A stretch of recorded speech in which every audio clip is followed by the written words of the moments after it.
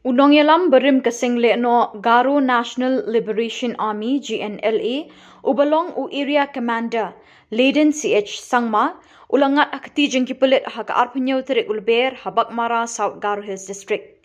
Kipulit na North Garo Hills District kilahiar shabak mara ban kem yu new brew. Uleden CH Sangma ulong unong penyap dusmon yau babu Denny Bert Momin unong hikai science but mathematics batbit jang Resibel Para High Secondary School.